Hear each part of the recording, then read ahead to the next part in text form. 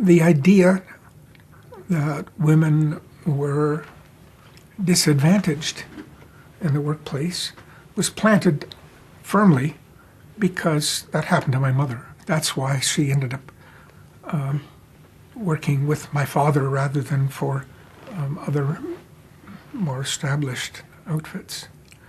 Although in that freshman class, there were two outstanding students. One went into physics, became famous. Another one went into mathematics.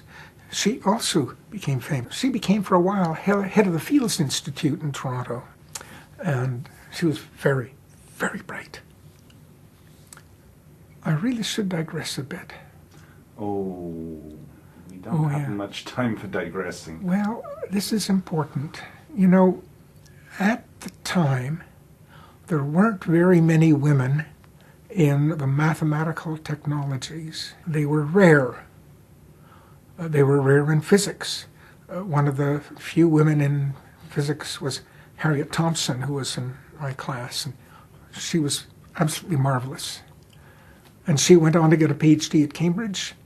Harriet Thompson really shook the place up. For one thing, she and her fellow graduate students would often go to places that had been restricted to men alone. And she would come in and some flunky would say, "Oh, no, you're not allowed here." And she would ask, "Oh, why not?" And then her companions would say, "She's with us."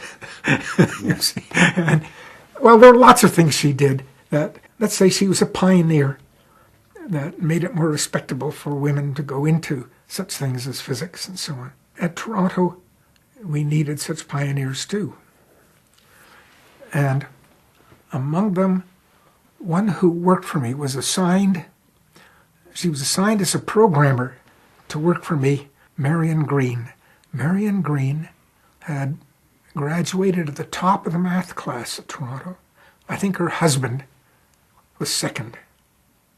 And she, for the time being, got this part-time job and was working for me. She was so bright, so quick. I remember that I had to sit down with her and have a serious conversation. I said, "Marion, you've got to go to graduate school and get a PhD. And then instead of me telling you what to do, you're going to tell me what to do." I don't know whether that frightened her or not. She decided ultimately that she would rather stay home with her babies. Many women made that decision. We didn't make it easy for them. It was very unfair. We lost a lot of really good talent that way. That's important enough that I felt I had to say that.